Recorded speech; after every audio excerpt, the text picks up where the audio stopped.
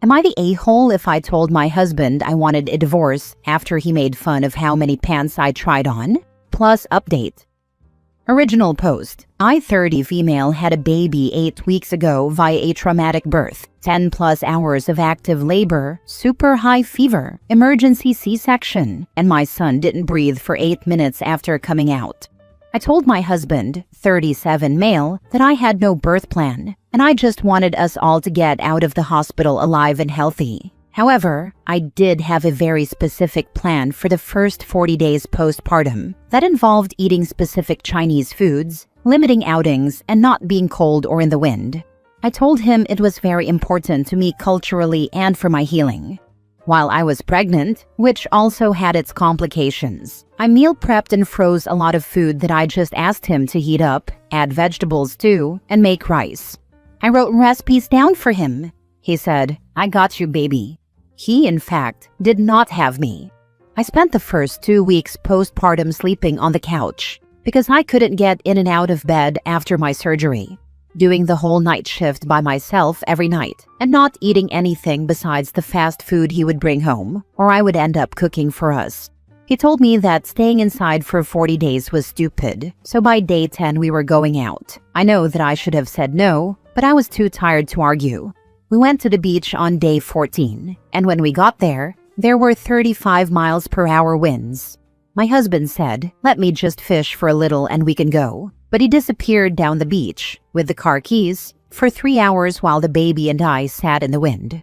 On day 16, he invited his sister to stay with us for a week. So I had to vacate the couch and climb in and out of our bed, still taking the whole night shift. His sister had a very similar surgery, hysterectomy, earlier this year, and was telling my husband and me about the risk of hernias after a surgery like ours.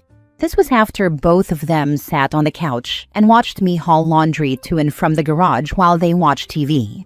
She also demanded that we eat certain foods while she was here that she can't get back home, and my husband door-dashed whatever she wanted to the house and/or drove us all to go get food that she wanted. Meanwhile, I couldn't get him to heat up frozen food for me. She also told us about the importance of scar care after the surgery and suggested that I get a C-section massage. Any place I found was over $200, and I texted my husband saying I felt guilty spending that much money on something so selfish. He changed the subject and didn't address my text at all.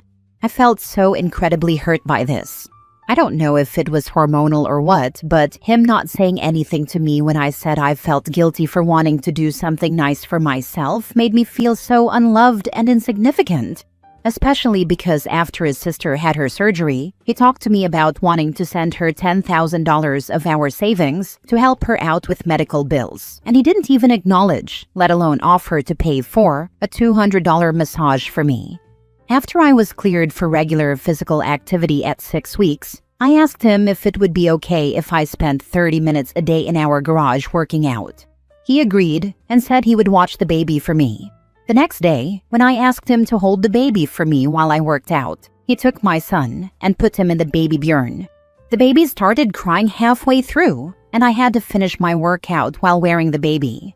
He told me while I was pregnant that it was a non-negotiable for him to continue going to the gym 3 times a week, and he started going back in week 4 from 2 p.m. to 6 p.m., leaving me with the baby and having to figure out dinner. The last straw for me was yesterday. I had been with the baby all night and all morning, and he wanted to go get lunch, so I asked him to watch the baby so I could get dressed. I was taking longer than usual to get ready, and he snarkily said to the baby, "Mom's gotta try on 6 more pairs of pants before we can leave."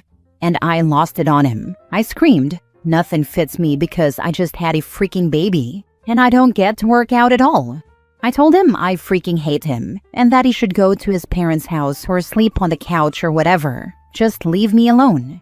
He shook his head at me like I was being irrational, and I felt such rage inside me. How could he not see that I was dying? I spent the night Googling divorce lawyers, and I feel like I'm overreacting. Now for the top comments before reading the update. If anything, you're underreacting. He's worse than useless. Isn't it crazy when you think, this guy is useless? And then, actually he's worse. Yes, Like not only is not being of any use, but he's actually making more work for her. Having him gone would be much easier. OP, do you work or are you a stay-at-home mom? Does he financially support the entire family with his work alone? I just finished grad school 4 months before I had the baby. But before that, I worked in pharmaceutical chemistry and had a decent savings. I paid my half for our mortgage and bills, but I didn't have any extra money for fun stuff like going out to eat, coffee or dates or home improvement things, so he would pay for everything else. I am supposed to start a new job at the beginning of August. That man has shown you repeatedly that he can't be trusted to support you. You would be better off as a single mom than trying to get him to change, because men like that never get better, they only get worse. Not the a-hole. My ex once went hiking with a friend and left me alone with a 4-month-old while I had a pretty serious case of the flu. That was only the beginning. Notice I said ex?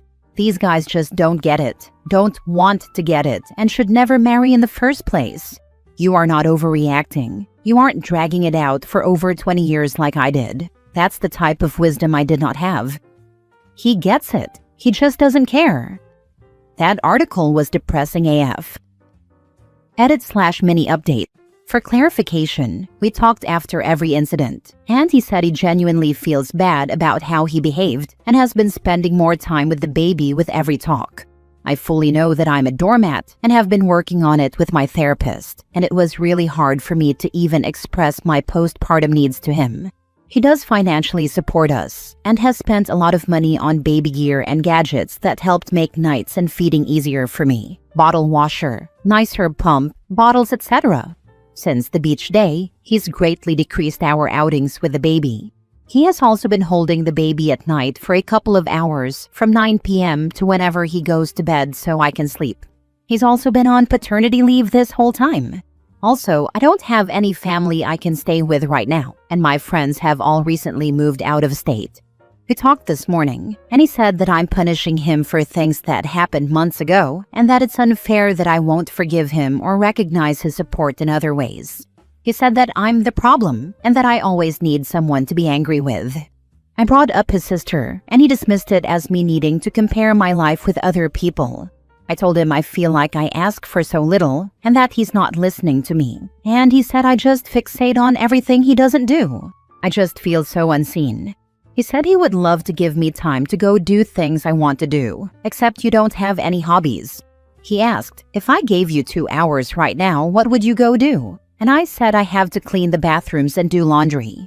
He said I'm allowed to treat him like crap when I'm hungry and sleepy, and he always forgives me. I do get very standoffish and short when I am both hungry and sleepy, but I can't forgive him for something he did so long ago. Next story. Am I the a-hole for telling my partner he needs to live on his own?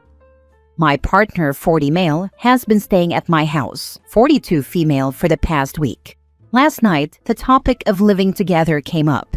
He said the only fair way to split bills is to go 50-50 on everything. We both earn similar amounts, so fair enough. So I brought up the topic of splitting household chores. His response was, I'm much slower than you, so I'll do the kitchen. You can handle the rest. It takes him 2 hours to clean the dishes, and a further 2 hours to wipe surfaces and clean the floor. I suggested he needs to learn to do it faster. His response was, I do it at my pace. I won't be going quicker. I pointed out that it's not a fair division if I'm paying half the bills and doing 90% of the chores, so I suggested I'll do 90% of the household chores and pay 10% of the bills. He's now complaining that it's not fair, and that I only want him for his money. His family's telling me he's just a bit slower at doing that stuff and I should deal with it. I've now told him that I won't even consider living with him until he's lived on his own for at least a year and can prove he can look after himself. He's never lived independently, always with his parents, a partner, or housemates. I'm now being called an a-hole because I've said I'm not being used for free labor. So, am I the a-hole? This is what every woman's response should be when a man tries to move in with her and take over her space. Not the a-hole. Not the a-hole. 4 hours to clean a kitchen and do no other chores is weaponized incompetence. If he can't pay 50-50 and do 50-50 on chores, do not live with him. No one needs to take care of a grown-up child. And there is a third option here. If he sucks so much as basic household tasks, he can hire out for his half. Problem solved. But he is not looking to be fair. He is looking to profit off of OP's labor. He can move at whatever pace he wants, doing 50% of the chores. My thoughts exactly. He doesn't have to move at any pace he's not comfortable with. He just needs to agree to dividing the household chores equally. If he can't do that, he's not mature enough to be in an equal partnership with someone. He wants a mother, not a partner. Someone who both helps to support him and cleans up after him. So let him stay at home and let mommy do what she's always done. It's not fair to expect someone to take on half of the financial responsibility and most of the household responsibility. That's not an equal partnership, and quite frankly, it's worse than a relationship where someone expects to do things the old-fashioned way. Women who used to handle all of the household duties were supported by men who handled all of the financial ones. In my mind, today's men are far worse than 100 years ago if they're still expecting a woman to do a woman's job at home, as well as half of their job on top of it.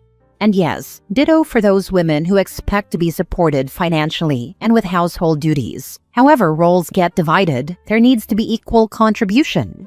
OP, if he's not willing to change, you two will never be happy living together, and your relationship is doomed to eventually fail. Cut your losses. Grieve what could have been if he had chosen to be an adult. I know it hurts to leave someone you love, but know you're doing the right thing for your future. If you can't come together in this as equals, you will only come to resent each other and be unhappy. Next story. My husband jokes about divorce every time we fight, and it's destroying me. Whenever we argue about money, housework, anything, my husband, 33 male, will throw out, "Maybe we should just get a divorce then," like it's a mic drop. He says it sarcastically, with a smirk like he doesn't mean it. But it's every time, and every time it chips away at me. We've been married for 2 years and together for 6. I've never once said something like that in an argument. I fight to fix things, not to hurt him. But he keeps using the D word like it's a punchline, and I can't unhear it. I told him how damaging it is, and he just said, "You know I'm joking. Why are you so sensitive?" At what point do jokes stop being jokes? When they're repeated? When they hit something raw?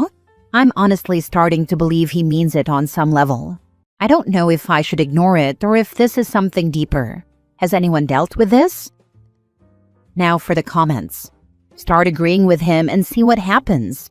I don't think he's joking. I think he's doing it to end the discussion. Then he gets to keep doing whatever he wants, and he doesn't have to actually do anything or keep having the discussion. I think he's hoping it's hurtful or frustrating enough that eventually he'll stop bringing issues up, and he can go about his day without having to moderate his behavior in any way. Absolutely, he's trying to train her never to raise any concerns with him. I think she should do what he wants. Let her divorce attorney talk to him from now on.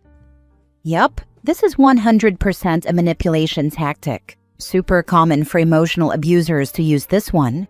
My rule is that if you think you might want to divorce me, then the relationship is already broken, and we either need immediate couples counseling to fix whatever is broken, or we need to break up. In most cases, these guys are saying it to hurt and control you, so counseling isn't a good idea. So, my rule is, if you say you want a divorce, then I'm going to give you one. If you wanted to work on the problems in the relationship, you should try to do that before you get to the point where you're dropping the D word. It's totally a manipulation tactic, also used to escalate the conversation to an unreasonable place that instantly dismisses the original concern. Suddenly, the conversation is about trying to walk back from exploding your life instead of about why husband doesn't know the pediatrician's name.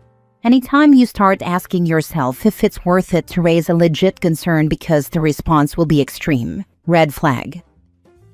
Last story. I found out why my partner of 5 years hasn't proposed to me yet. My partner, 30 male, and I, 25 female, have been together for 5 years. We have lived together for 4. We are very much in love, we have a home and pets together, and I have no complaints about our relationship. I really am happy with him, and we have great chemistry. We have talked about engagement and marriage before. Personally, I'm not too set on marriage right now, but I do like the idea of at least getting engaged and having a ring. Whenever I would bring the topic up, he would get really avoidant and make a joke or try to change the subject. It was confusing to me, considering we have had this talk before and he wants to be with me forever. But I finally found out why. He told me that he wants to have kids and wants to ensure that the person he marries also wants kids. I do not want kids. We had multiple discussions about it afterward, but never actually came to any sort of agreement. He basically thinks I'm going to change my mind in the future since I'm still young. And I don't say anything is impossible, but I'm pretty sure I won't change my mind. I know what goes into motherhood and raising a child, and I honestly just don't think it's for me. Also, I have a career that having a kid would really hinder. Since we never came to any conclusion, I'm pretty sure he's just willing to wait and spend as much time as he can with me until he's ready to start a family and see if I've changed my mind or not. And that's when we'll make an actual decision. But I can't help but have this mental block, knowing eventually this is probably going to end. And as much as I don't want it to, this just isn't something either of us should have to sacrifice. I totally respect him for wanting to be a father, and I would never want him to give that up to be with me, which he has kind of hinted at before. So I'm really torn. I don't know what to do. It would of course break my heart to break up at any point. But is this something we need to decide now, or should we wait it out? Has anyone else been in this position? Also, I want to mention that he's very set on not breaking up anytime soon. I also don't want to break up, of course, but I agree with some of you saying that it's not fair to either of us. I would prefer if he made that decision and not me. But I know he won't, so it's a hard position for me, considering how deeply involved we are. Time to end it. You want fundamentally different lives. Stop wasting each other's time. It will be painful but best for both of you. Don't have a child for someone else, and don't be the reason someone else doesn't have a child. Yep, the relationship has run its course. Time to move on. Let the man find someone with similar goals. Just pull the plug. Break up now, or it'll lead to far more resentment and pain down the road. I think you already know the answer. Your issue is perhaps how to open and frame the discussion in such a way that the "let's talk about this later" option is off the table. You don't want to talk about timing. You want to talk about whether to have kids or not. To help, I'd suggest raising the question of having your tubes tied now, regardless of whether or not you actually wish to proceed with this step. This could be an effective way of setting the discussion up in the terms you feel good with, and actually broaching your issue in terms which you can, timing as your partner see it.